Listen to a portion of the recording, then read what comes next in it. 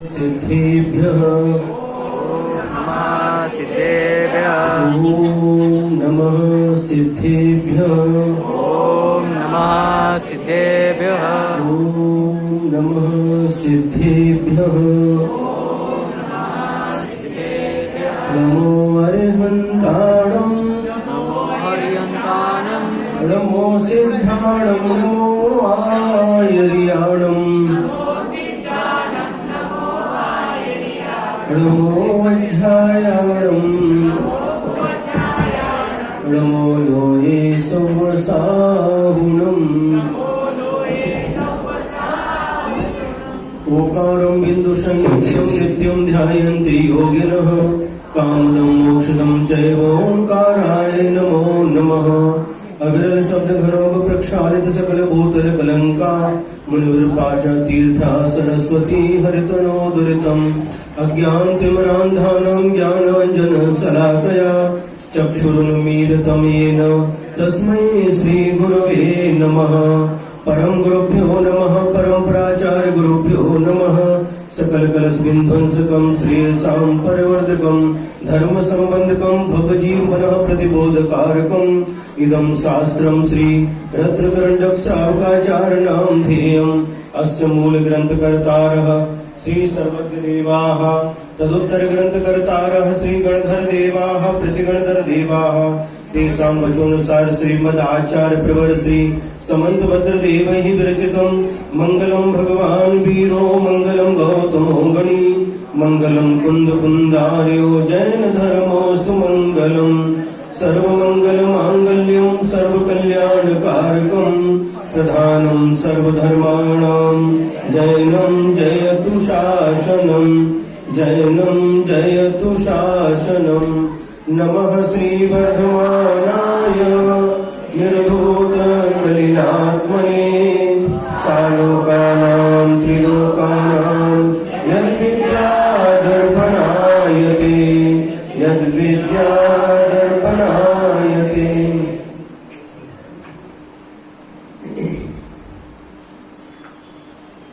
रत्नकरण्डक श्रावकाचार ग्रंथ का स्वाध्याय चालू है। कल ये बताया गया था कि पात्र दान का क्या प्रभाव होता है, पात्र दान का क्या फल है। ये घटा दो इसको।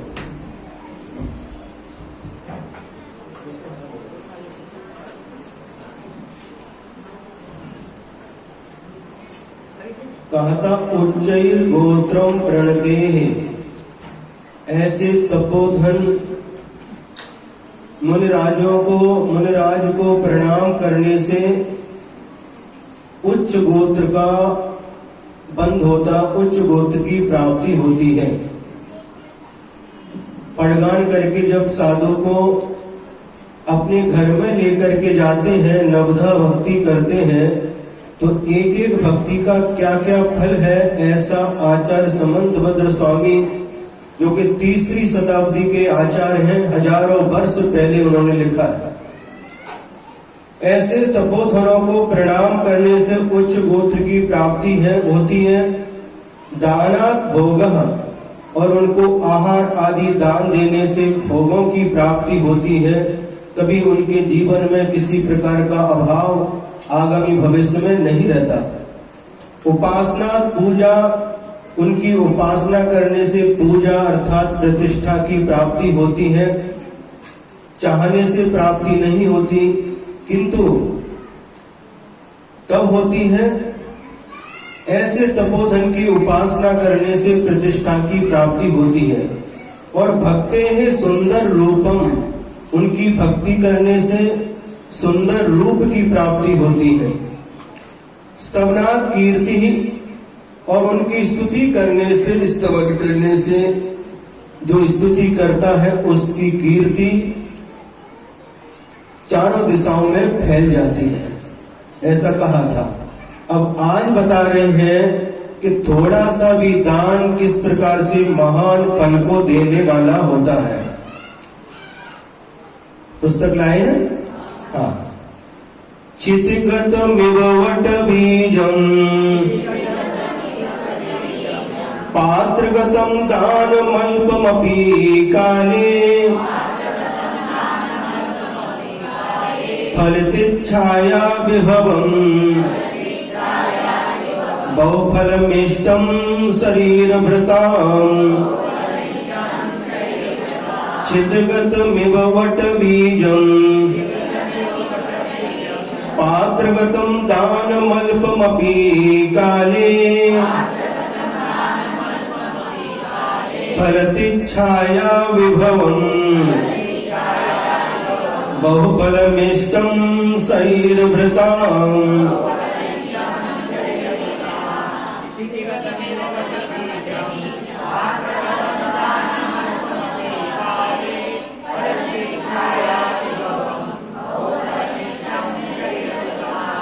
काले माने उचित काल में उचित समय पर पात्रगतम सत्पात्र के लिए दिया हुआ अल्पम अपि थोड़ा भी दानम आहार आदि दान क्षितिगतम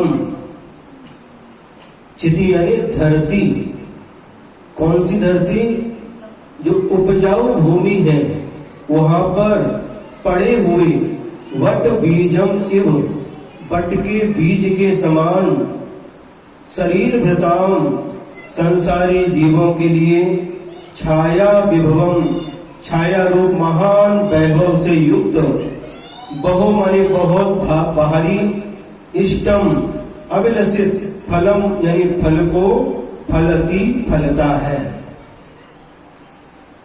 बहुत अच्छा उदाहरण दे रहे हैं आचार्य समंतभद्र स्वामी कि जिस प्रकार से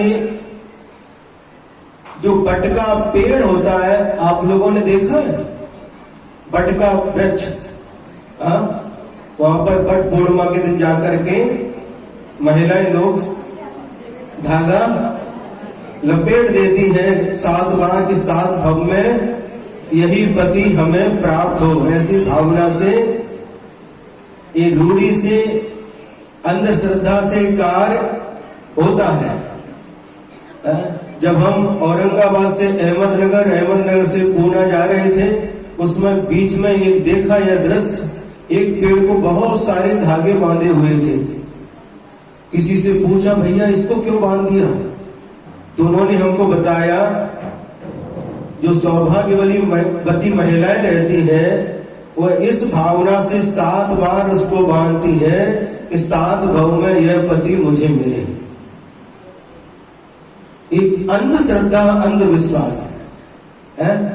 अब इसको तो अपन रखते तो बट वृक्ष उस बट वृक्ष को तो आपने देखा है उस बट वृक्ष का बीज कितना छोटा होता है खसखस के दाने के समान अथवा राजगिर के समान छोटा सा बीज रहता है लेकिन उचित भूमि पर उचित समय पर उसको बीज को बो दिया जाए तो कालांतर में बहुत बड़ा रूप धारण कर लेता है।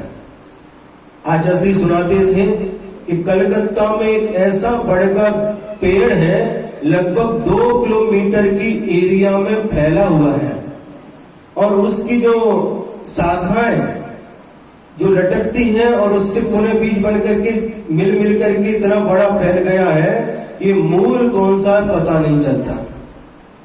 कहने का तात्पर्य बट का बीज बहुत छोटा होता है लेकिन जब वो फलता है तो बहुत बड़ा रूप धारण कर लेता है। उसी प्रकार से योग्य पात्र को उचित समय पर दिया गया थोड़ा सा भी दान काल आने पर बहुत फलता है। क्या कहा छाया विभवम परितित छाया विभवम उस बीज के पास न तो पत्ते हैं न डाल है न छाया है लेकिन जब वो है जो बीज बोया गया है जब वृक्ष का रूप धारण कर लेता है तो बहुत सारे थके हुए लोगों को भी बैठ जाती उसकी छाव में तो उनको छाया प्रदान करता है। पेड़ के नीचे बैठने का आनंद अपना अलग होता है। एक बार की बात है बिहार चल रहा था गुरुदेव के साथ बड़ा संघ था लगभग 40-45 महाराज थे और गर्मी का समय था, दोपहर का समय था और बिहार चल रहा, कहीं दूर दूर तक कोई पेड़ दिखाई नहीं दे रहा था। और बहुत चलने के बाद एक पेड़ दिखाई दिया।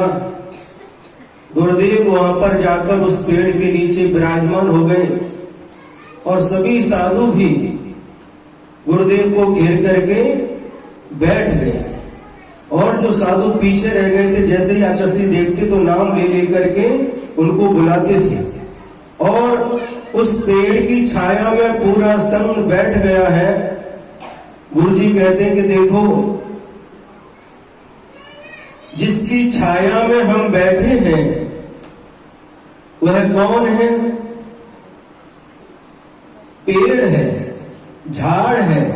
ये झाड़ तो हमें दिखाई दे रहा है, लेकिन इसके अंदर, जमीन के अंदर जो इसकी जड़ें हैं वो हमें आंखों से दिखाई नहीं देती। और जड़ों के बिना उस वृक्ष का अस्तित्व तो रह नहीं सकता। जड़ें जितनी गहरी होती हैं, वृक्ष उतना टिकाऊ होता है। समझ में आ रही बात? तो इसकी जड़ें हमें दिखाई नहीं दे रही हैं। इसका स्रोत जड़ है। जड़ में जब पानी डालते हैं तो वह पानी पूरे झाड़ को चला जाता है। अगर झाड़ सूख रहा है, पत्ते के ऊपर पानी डालो, डाल के ऊपर पानी डालो तो कुछ भी होने वाला नहीं है। लेकिन जब जड़ में पानी दिया जाता है, उसके माध्यम से वह पूरे के पूरे वृक्ष में पानी पहुंच जाता है। गुरु जी की एक विशेषता थी कि कुछ न कुछ, जैसा भी दृश्य हो, कोई भी प्रसंग हो, बहुत बड़ी शिक्षा देते थे। और आगे कहते कि देखो, एक वृक्ष है और एक वृक्ष की छांव में पूरा संघ बैठ गया है। पेड़ के ऊपर बंदर भी बैठे हैं, पक्षी भी बैठे हैं, कितनों को आश्रय दे रहा है। सुन रहे हैं? कितनों को आश्रय दे रहा है, कितनों को छाया दे रहा है, कितनों को फल दे रहा है। ये वृक्ष की विशेषता है। लेकिन जब इसके अतीत की ओर जाते हैं तो उसका बीज न तो फल देता था, न छाया देता था, और न ही किसी प्रकार से हमारे लिए लाभकारी था। लेकिन उस बीज को जब योग्य समय पर योग्य भूमि में बो दिया तो आज फलीभूत हो रहा है। और इसकी छांव में बैठ करके हम सभी लोग सुख शांति का अनुभव कर रहे हैं।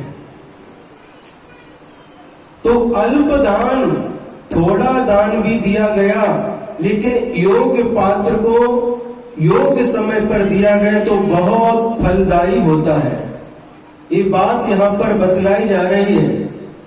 हमने गुरुदेव के ऐसे ऐसे भक्तों को देखा है जो अपने मुंह से कहते थे, महाराज 35 साल पहले जब आचार्य श्री आए थे तो हमारे पास 100 रुपए दान देने की क्षमता नहीं थी। क्या 100 रुपए भी हम दान नहीं दे सकते थे? ऐसी परिस्थिति थी कांकी बुंदेलखंड की। और आज वही परिवार करोड़ों से दान दे रहा है। कोटि कोटि, 5 कोटि, जैसा एक सेक्रेटरी कोटि कोटि में बढ़ता है। और इतने दान देने की क्षमता मुझे आई है।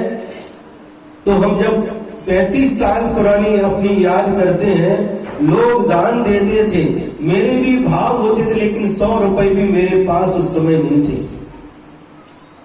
लेकिन जब से गुरुदेव पधारे, जो कुछ भी आहार दान इत्यादि थोड़ा जो अपना होता था अपने हाथ से करते रहे, और उसका आज यह परिणाम है कि आज कोई भी हमारे द्वार पर आता है तो खाली हाथ लौट करके नहीं जाता। इसी जीवन में उसका फल दिखाई दे रहा है। जब प्रैक्टिकल में दिखाई देता है तो उसके ऊपर विश्वास बहुत अधिक जम जाता है। एक परिवार कोयला वाला परिवार कहलाता है। बीनावाड़ा के पास एक देवरी गांव है, वहां का परिवार है। माता पिताजी थे, सिलाई काम करते थे, कपड़े सिल करके 7-8 बच्चे उनको पालन पोषण किया। और बाद में आचार्य जब बीना भर आते थे तो चौका लगाना, आहारदान करना, सेवा भैया वृत्ति करना। आज वही परिवार ऐसा फल फूल रहा है, सातों भाई, 2-3 बिलासपुर में है छत्तीसगढ़ में, एक चंद्रपुर महाराष्ट्र में है, एक कटनी में है, एक इंदौर में है, एक भोपाल में। और ऐसा फल रहा है कोयले का काम से कि बस हर क्षेत्र पर आचार्य के जो भी आशीर्वाद से क्षेत्र बने, चाहे डोंगरगढ़ हो, चाहे अमरकंटक हो, चाहे कुंडलपुर हो, चाहे बीनावार हो, करोड़ों से उस परिवार से दान आता और कपड़े सिल करके बच्चों को पालते थे। सोचिए, विचार करिए, तो ये किसकी महिमा है? सत पात्रों को थोड़ा भी दान दिया जाए, लेकिन कोई अपेक्षा नहीं हो। अपेक्षा रखोगे तो नहीं मिलेगा। अपेक्षा रहित होकर के जो इस प्रकार से दान दिया जाता है तो कहते हैं बहुत फलदायी होता है। ये यहाँ पर लिखा है, इसको प्रैक्टिकली 2 उदाहरण दिए, ऐसे बहुत सारे उदाहरण हैं। आर.के. मार्वल, जिसका आज कोई भी ऐसा व्यक्ति नहीं उनका नाम नहीं जानता हो, और कोई ऐसा क्षेत्र नहीं जहां पर उनका दान नहीं हो। हर क्षेत्र में 2000 लोगों को जिनका कोई सहारा नहीं है, प्रति महीना उनके लिए पेंशन भेजते, हजारों, कितने हमको पता नहीं। कई बच्चों को पढ़ाते हैं, कई तीर्थ क्षेत्रों पर जहां जाए तो हमेशा प्रसन्नता के साथ वो कहते हैं। आचार्य ज्ञान सागर महाराज जी जिस समय थे, उस समय से वह परिवार जुड़ा हुआ है। अनाज का व्यापार था, गेहूं, ज्वार, बाजरा, लेकिन उनसे जुड़े और धर्म में आए, दान पुण्य किया, तो आज कहां से कहां पहुंच गए। ऐसे बहुत सारे उदाहरण हमें देखने को मिलते हैं। जो यहाँ पर लिखा है वो बिल्कुल सत्य है। क्या कहा? उचित समय में उत्तम भूमि में बोए गए बटके छोटे से बीज के समान, पात्र में दिया गया अल्प भी दान समय आने पर प्राणियों के छाया रूप वैभव के साथ भारी मिष्ट फल को देता है। अब बीज बोया, पौधा बना, अंकुर आया, पौधा बना, पेड़ बन गया, और सारी के सारी उसकी वैभव शब्द मतलब वैभव से भरा हुआ है। देखो उसकी तरफ पत्ते, हरे भरे पत्ते हैं, फल है, फूल है, यही उसका वैभव है, और उस वैभव से भरा हुआ है। जो भी आता है उसको देखता है तो उसका मन उसकी ओर आकर्षित हुए बिना नहीं रहता। तो ऐसा परिचित छाया विभवम, विशेष छाया रूप वैभव को फलता है, शरीरधारी प्राणियों के लिए बहुत फल को देता है। और आज हम लोग भी ये छाया, तो थोड़ी सी छाया मिलती है थोड़ी देर के लिए, जब तक धूप है तब तक लिए वह हमारे लिए सहयोगी कार्यकारी होती है। लेकिन जिन गुरुदेव की हमको छत्र छाया प्राप्त हुई, ऐसे महान गुरुदेव आचार्य श्री विद्यासागर जी महाराज, जिनकी छाया जिसको प्राप्त हो गई वह धन्य धन्य हो गया।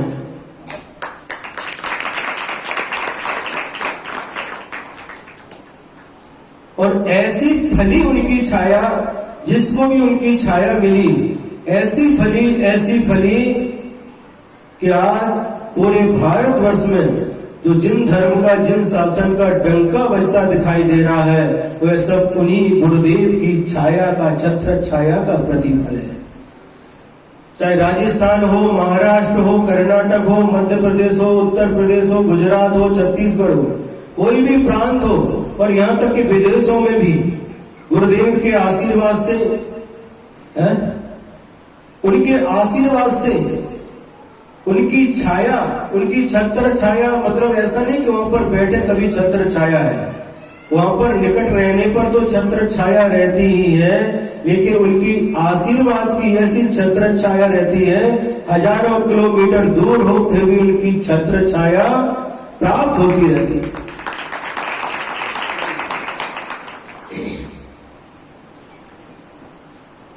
अभी राजेश जी बोल रहे थे, काले काले बादलों में रोशनी सी छाई है, और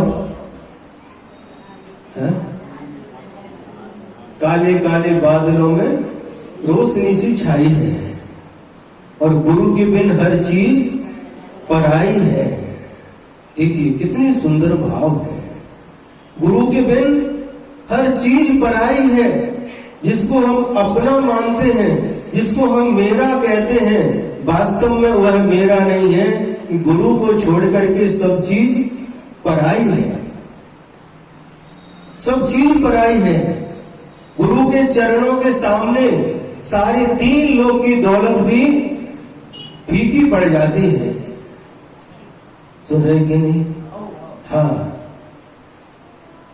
गुरु के बिना गुरु की क्या महिमा है। बड़े बड़े कवि लिख करके चले गए, गुरु की महिमा वर्णी न जाए, गुरु नाम जपो मन वचन काय। सारी धरती कागज करो, लेखनी सब बन राय, सारे समुद्र स्याही करो, गुरु गुण लिखा न जाए। सारी धरती को हम कागज बना लें, और जितने भी वन में लकड़ी सबकी कलम बना लें, और समुद्र का जितना पानी उसको स्याही बना लें, और गुरु के गुण लिखने के लिए बैठे तो भी ये धरती भी कम पड़ जाए। गुरु के गुणों को हम लिख नहीं सकते। इतनी गुरु की महिमा है। किसी ने लिख दिया, शीश दिए गुरु पद मिले तो भी सस्ता जान। सिर दे करके, शीश दे करके भी गुरु मिल जाए तो भी सस्ता समझो। इतनी महिमा गुरु की है कि हम कभी भी उसका वर्णन नहीं कर सकते। तो गुरु की छाया जिनको प्राप्त होती है वो बहुत सौभाग्यशाली है, और उन्हीं सौभाग्यशाली में से हम लोग भी हैं, जिनको गुरु की छाया मिली, वरदानी छांव मिली, और उनके कर कमलों से इस मस्तिष्क के ऊपर दीक्षा के रत्नत्रय के संस्कार प्राप्त हुए। उनके द्वारा जीवन में बहुत सारे संस्कार मिले, शिक्षा मिली। कैसे मिली? इसके लिए सबसे पहले जो बीज है, बट का बीज है, जब धरती में बोते हैं तो बीज दिखाई देता है? धरती के ऊपर रखते क्या? मिट्टी को थोड़ा सा हटा करके उस बीज का वपन करते हैं, फिर मिट्टी रखते हैं, फिर खाद पानी जो आवश्यक है वो देते हैं। उसके बाद जब अंकुर होता, अंकुर निकलता, अंकुर दिखाई देता है, लेकिन बीज कभी दिखाई नहीं देता।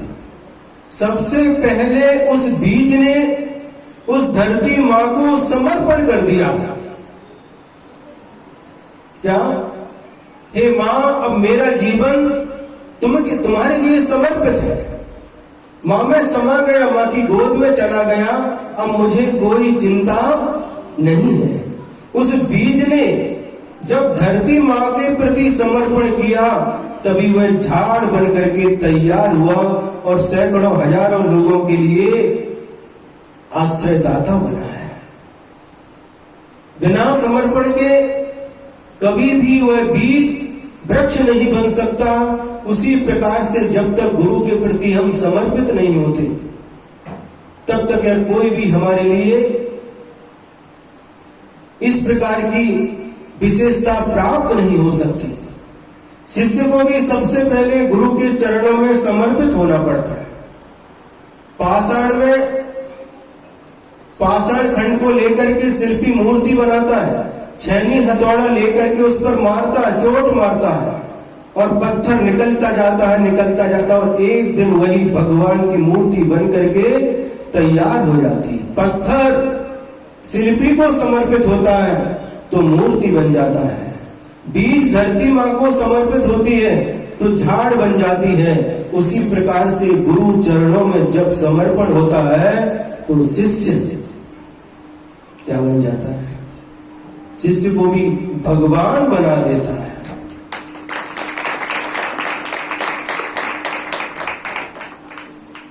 ताली बजाना बहुत आसान है, लेकिन अंदर से समर्पण होना बहुत कठिन होता है। और जहां पर समर्पण हो गया वहां पर कुछ नहीं, समर्पण वाले समर्पण। अब गुरु क्या कहते हैं उसको स्वीकार करना होता है। क्यों, कब तक, किस लिए, कहां, ये सब प्रश्न नहीं होते। सारे के सारे प्रश्नों को विराम मिल जाता है, कोई प्रश्न नहीं। तो समर्पण की भाषा वह बोल करके नहीं बताई जाती, और जिसका जितना गहरा समर्पण रहता है वह उतनी ही ऊंचाइयों को छूता है। गुरु ने क्या कहा, अब शिष्य को सोचने की आवश्यकता नहीं है। गुरु सोच रहे हैं, जिनके प्रति समर्पण कर दिया, अब आप जानो, आपका काम जाने, क्या करना है वो आप देखो। मुख से कहना अलग बात है, और लेकिन जीवन में इस प्रकार का समर्पण आना अलग बात है। एक उदाहरण देते हैं आपके लिए। एक पेड़ है और पेड़ के ऊपर कुछ पक्षी बैठे हुए हैं, और पेड़ में आग लग गई।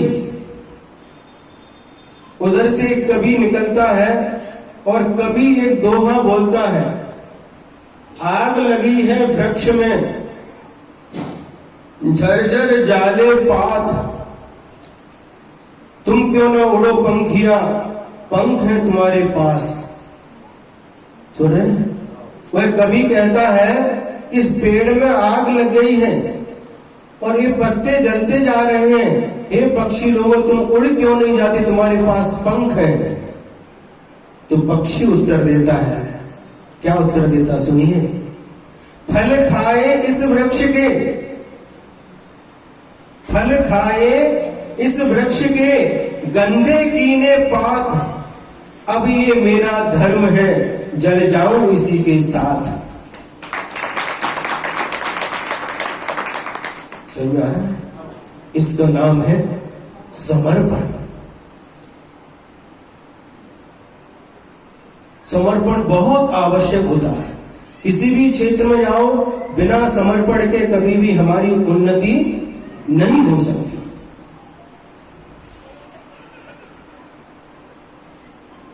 गुरु को मानना अलग बात है और गुरु की बात मानना अलग बात है। गुरु से सीखना कि गुरु को सिखाना, बोलो, सीखना।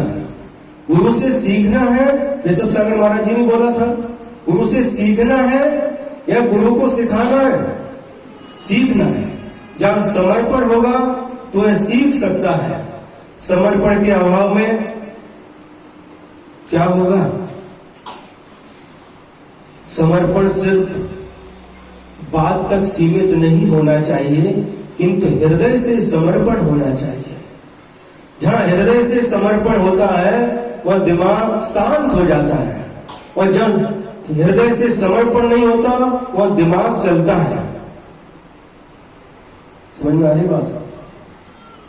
जहां समर्पण वह दिमाग चलता, दिमाग से काम करते, लेकिन जहां समर्पण होता है दिमाग शांत हो जाता है। बस पूरा इस जीवन आपके चरणों में समर्पित है। गुरु का गुणगान करना अलग बात है, गुरु का विधान करना अलग बात है, गुरु का जयकार करना अलग बात है, गुरु का फोटो लगाना अलग बात है, और गुरु के प्रति समर्पित होना अलग बात है। सुने? भले ही गुरु का जयकार नहीं किया, भले ही फोटो नहीं लगाया, भले ही उनकी पूजन नहीं की, यदि फिर भी समर्पण है तो बहुत महत्वपूर्ण होता है। इन सब चीजों से समर्पण दिखाई नहीं देता। समर्पण अंतरंग की वस्तु होती है। सौंप दिया जीवन का भार गुरुदेव तुम्हारे चरणों में, अब जीत तुम्हारे चरणों में, हार तुम्हारे चरणों में। सुन रहे हैं? कैसा लग रहा है? मस्त लग रहा है? हाँ। उधर युद्ध चालू है, समय हो जाएगा आज महाराज जी को फिर कभी देखेंगे, तो इस दिन छोटे हो रहे हैं। तो ये जो समर्पण की भाषा, जब समर्पण आएगा, प्रत्येक व्यक्ति के हृदय में समर्पण का बीज बपन होगा, तो वह व्यक्ति उतनी ही ऊंचाई को छूएगा, निश्चित है। ये हमारा स्वयं का अनुभव भी है और गुरुदेव की यह वाक्य भी है। गुरु के वचन कभी असत्य नहीं होते। जिसका जितना गहरा समर्पण होगा उसकी उतनी ही उन्नति होगी, उसका भविष्य उतना ही उज्जवल होगा। सुन रहे कि नहीं? हाँ, दिमाग से नहीं, हृदय से समर्पण करो। जहां हृदय से समर्पण हो गया फिर दिमाग की कोई आवश्यकता नहीं है। मिट्टी कुम्हार को समर्पित हो जाती है, कुम्हार उसमें पानी डालता है, वह चिल्लाती है, पैरों से रौंदता है, चाक पर घुमाता है और मिट्टी कहती है, मूक माटी में आचार्य श्री ने लिखा है, वह कहती देखो ये धरती माँ ये मुझे कितनी पहले निकाल करके लाता है, फावड़े से हमको मार रहा है, बेटा सहन कर ले, सहन कर ले, समर्पण रख, तेरा भविष्य निश्चित रूप से उज्जवल होगा। बाद में पानी डालता, देखो मुझको पानी डालना, मुझे गला रहा है, बेटा सहन कर, समर्पण रख, पैरों से रौंदता है, देखो माँ ये धरती माँ मेरे छाती पर एक पैरों से कूद रहा है, बेटा कोई बात नहीं और सहन कर, समर्पण रख, समर्पण का फल निश्चित ही अच्छा होगा। फिर बाद में लौंदा बना करके चाक पर रख करके उस चाक को घुमा देता है, फिर कहती है वह लौंदा, फिर कहता देखो माँ ये धरती माँ ये कुम्हार को तो देखो मुझे घुमा रहा है, मुझे चक्कर आ रहा है, बेटा थोड़ा और सहन कर, समर्पण रख, समर्पण रख, माँ कब तक समर्पण रखो, बेटा थोड़ा और समर्पण रखती है, घड़ा बन करके तैयार हो जाता है? इसके बाद सुखा देता है, सुखाने के बाद आग में रखता है, वह कुम्हार उस घड़े को, कच्चे घड़े को, फिर वह कहती देखो ये धरती माँ मुझे आग में जला रहा है। माँ कहती है धरती माँ बेटा तुझे जला नहीं रहा, तुझे तपा रहा है, बस ये तेरी अग्नि परीक्षा अंतिम परीक्षा है, इसके बाद तू देख तेरी क्या उन्नति होगी, लोग किस प्रकार से तुझको सम्मान देंगे। और वह तप करके तैयार हो जाता है, घड़ी को लेकर के बाजार में जाता कुंभकार और लेकर के बजा बजा करके लोग लेकर के आते हैं और पानी भर करके कहां पर, सिर के ऊपर रख करके लेकर के आते हैं। सुन रहे कि नहीं? हाँ, पहले कहां थी वो पैरों में थी, लेकिन आज लोग कोई घड़े को पैरों में रखता है, सिर के ऊपर रख करके ले जाते हैं और वह घड़ा बहुत लोगों की प्यास बुझाता है। गर्मी के समय लोग घड़े का ठंडा ठंडा पानी पी करके तृप्ति का अनुभव करते हैं। इस प्रकार का समर्पण ये बहुत आवश्यक है। फलती छाया विभवम, और जहां समर्पण होगा उसकी छाया का वैभव उसको देखने की बात नहीं है। यदि बढ़िया बनकर के हिसाब जोड़ते बैठोगे, दिमाग चलाते रहोगे तो कोई भी उन्नति होने वाली नहीं है। हम सभी महावीर भगवान के वंशज हैं, आदिनाथ भगवान के वंशज हैं। हमारा सबका धर्म एक है, अहिंसा धर्म। किसी का धर्म अलग अलग होता है। तीर्थंकर भगवान ने कोई उपदेश किसी के लिए अलग दिया हो, किसी के लिए अलग दिया हो, सबके लिए एक ही उपदेश मिला है। हम सभी महावीर भगवान की संतान है कि नहीं? सभी के अंदर वही धर्म है, सभी के अंदर वही योग्यता है, सभी के अंदर वही समर्पण हो, तो फिर कहना ही क्या।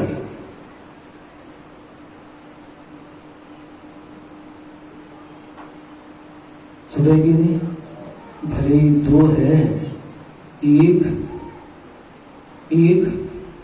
माँ के 4 बच्चे हैं, तो चारों बच्चे हैं, लेकिन वह माँ कहती बेटा ये हमारी उंगलियां हैं, भले ही ये छोटी बड़ी हैं, इन चारों में मेरा ही खून है, मेरा ही है, कोई पराया नहीं है। और जब बच्चे लड़ते झगड़ते तो माँ को दुख होता कि नहीं? माँ के सामने माँ की संतान लड़े झगड़े तो माँ को दुख होता है, पीड़ा होती है, अरे ये आपस में क्यों लड़ते झगड़ते हैं। माँ बार बार समझाती है, एक रहो, एकता के साथ रहोगे तो तुम्हारी ताकत बहुत बड़ी ताकत बन जाएगी और तुम किसी के सामने भी खड़े होने की हिम्मत रख सकोगे। अगर तुम टूट जाओगे तो कोई भी तुमको तोड़ देगा, उखाड़ करके फेंक देगा, तुम्हारे पास कोई भी बचाव करने के लिए, रक्षा करने के लिए नहीं आ पाएगा, क्योंकि समय सीमित है। आज का यह दिन, इसको शरद पूर्णिमा कहते हैं। गुरुदेव जन्मदिन वगैरह हमारे संघ में नहीं मनाए जाते, लेकिन फिर भी भक्त लोग करते हैं, क्योंकि जो जन्म होता है पंचम काल में मिथ्यात्व के साथ ही होता है। फिर भी भक्त लोग मनाते हैं, ठीक है, इसी माध्यम से उनका जो विधान पूजा इत्यादि जो कर लेते हैं।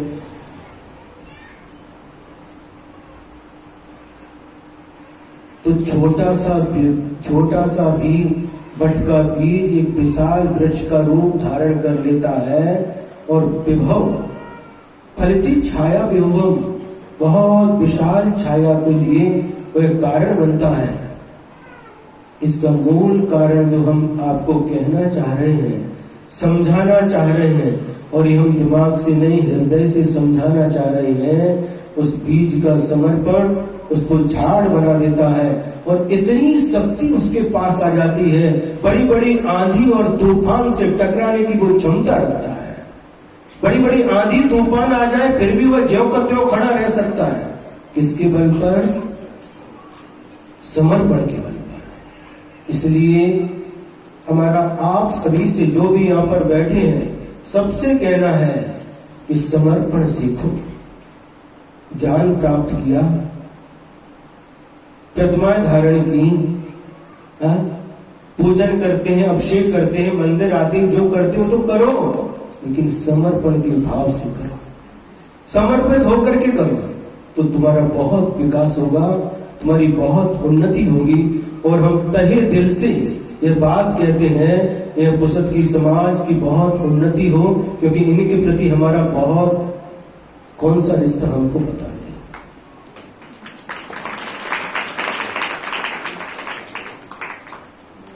ये हम सद्भाव रख करके कह रहे हैं, किसी के प्रति भी मेरा दुर्भाव नहीं है, प्रत्येक प्राणी के प्रति मेरा सद्भाव है। और इसी सद्भाव से मैं आज के दिन यह संदेश दे रहा हूं इस मंच से कि बस यदि जीवन में विकास करना चाहते हो, समाज को ऊपर उठाना चाहते हो, तो समर्पण सीखो। गुरु से सीखना, गुरु को सिखाना नहीं, गुरु को मानना और गुरु की बात भी मानना, तो निश्चित आप सबका भविष्य उज्जवल होगा। इन्हीं मंगल भावनाओं के साथ जय गुरु महावीर भगवान की, परम पूज्य आचार्य गुरुदेव श्री विद्यासागर जी महाराज की पढ़ लीजिए। सही पात्र को भाव भक्ति से समयोचित हो दान रहा, अल्प दान भी अनल्प फल दे, विजन को वरदान रहा। उचित धरा पर पपन किया हो, को अनुसावट बीज भले, घनी छाव फल देता तरुबन, भाव भले शुभ चीज मिले।